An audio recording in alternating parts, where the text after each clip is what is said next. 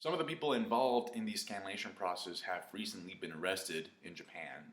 And so what that means for us, apparently, given what happened this week, is that Fridays are going to be the new Thursdays. The official release comes out on Mondays, so that kind of closes the gap a little bit more. But to be honest, I don't know if Fridays is going to be a constant thing anyway.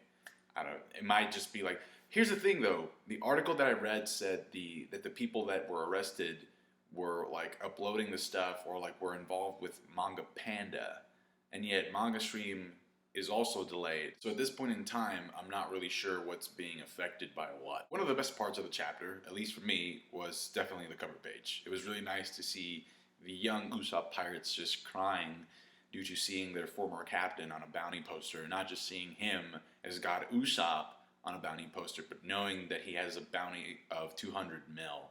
It's also nice to see Kaya. She looks more like a doctor now than she did before.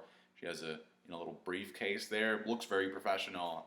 So yeah, it was really a really heartwarming cover page because it's like, aw, look at you, Usopp. I'm guessing the next location is going to be Baratie. Anyway, what kind of sucks about this though is that I always think about like, everybody has somebody who's rooting for them and like, watching their bounty poster and like reacting to it, except for Robin. Brooke kind of has Laboon. Robin has, like, literally she has no one. It's not like everybody's gonna be like, yeah, remember Robin? Yeah, she's right here on the post. No, she doesn't have anybody. Actually, I take that back. Maybe the Revolutionaries could be that for Robin. Anyway, we start off with the invasion of Jack. In fact, that's basically the core of this chapter. You have Bariete, the little monkey, ringing the bell as a warning sign. Jack shows up, and what's cool about this chapter for the most part is that you get the rankings. You get a little bit more insight in terms of like how the hierarchy under Kaido is structured. We get confirmation that Jack is in fact the Mammoth.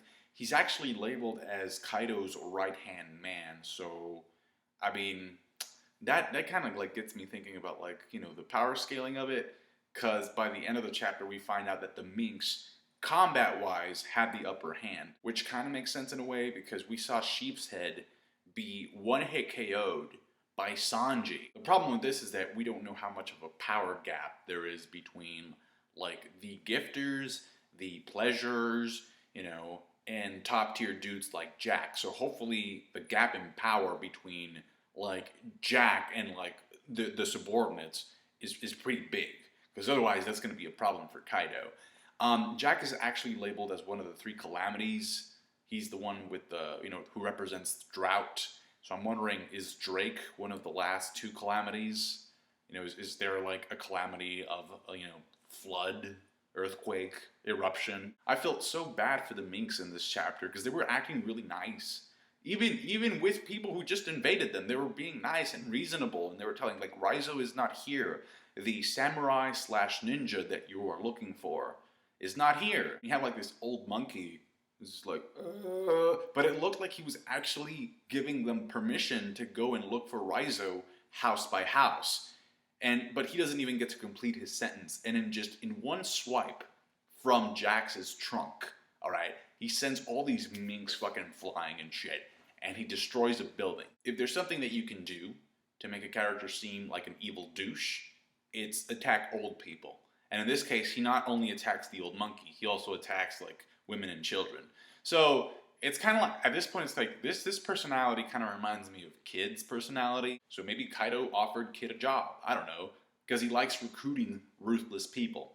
Anyway, the minks begin to fight, and they use electricity. I'm still like not sure if this is some type of hockey or if it's like a device, some type of technology that they have that allows them to produce electricity. The Minks aren't pushovers. They're actually, a warrior race. They can be peaceful and rational with you, but once you start fucking with them, it's karate chop electricity time. The Minks have the Musketeers. We get introduced to one of them in this chapter called Lord Sicilian, who's a lion. He kind of reminds me a lot of Peckham's, so I wonder if, him and Peckham's are related.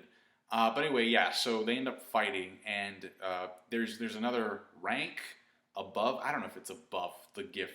It's the pleasures and the gifters, and I really don't know what the difference between those two are, but I'm guessing that the gifters look way uglier. Yeah, the gifters look deformed due to being experimented upon.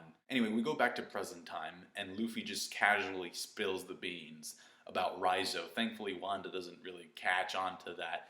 But, like, Nami, Usopp, and Brooke's faces are shaded in horror, and they go on to beat the crap out of Luffy, which kind of makes no sense, because that would imply that all three of them have some type of armament haki.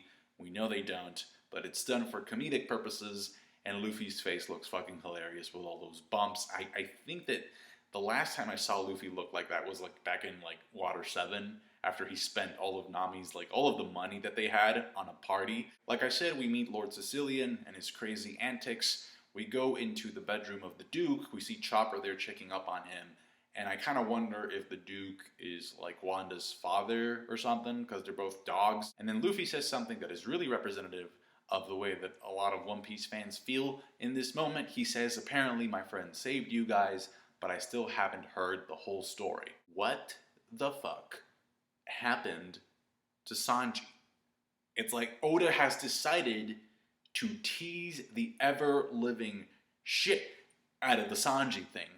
Because, I mean, as of right now, we still don't know jack shit, pun intended. And the thing is, like, Nami made such a big deal out of this, to the point where she was crying in Luffy's arms about this. And I was like, yeah, let's go and see this giant dog Duke. And yes, I know that we should trust Sanji to take care of himself. He's a pretty strong fighter. I get that. It's just that the sense of urgency that was introduced previously is completely erased throughout this chapter. Then again, Chopper begins to build that sense of urgency back up by the end of the chapter when he talks about what happened at Zou.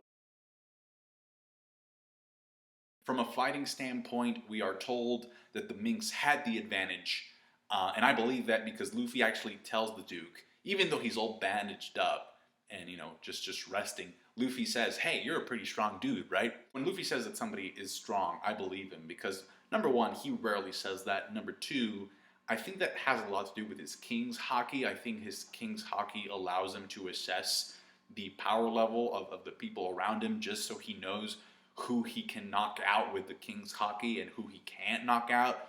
And also, I believe he said the same thing to Fujitora. Hey, you're a pretty strong dude in Dressrosa, even before he found out that Fujitora was an admiral. So yeah, he has this ability of sensing people's strength. Finally, Chopper states that what cost the Minks the fight was Caesar's poison gas weapon. Now, I don't think that he's talking about Shinokuni, because Shinokuni, we barely got introduced. That weapon was displayed for the first time when the Straw Hats were in Punk Hazard, and after that, the Straw Hats take Caesar with them. So I'm guessing it could have been like a weapon that he developed before that. I don't know, but it does say poison gas. Maybe the Minks were dying from the poison, and then Chopper came in and gave them like an antidote or something, and that's why they're so grateful. Either way, there's no Sanji, there's no Caesar. We don't know what happened to them. Next week, I'm pretty sure this chapter is leading up to an answer for next week about what happened to both of those characters. I have a question for you. So, what do you think this means that Jack needed to use one of Caesar's weapons to get the upper hand? Does it mean that the Minks are really strong, or does it mean that Kaido's men are kind of weak? I guess it just depends on the numbers. I would assume that because it's an invasion of Zou, there would just be more Minks than, Jack's men put together. So maybe Jack was outnumbered. But anyway, just share your thoughts in the comment section below. Thank you so much for watching. Like the review if you did. I appreciate that. I thought the chapter was okay. Subscribe to my channel if you haven't already. And yeah, thanks. Bye.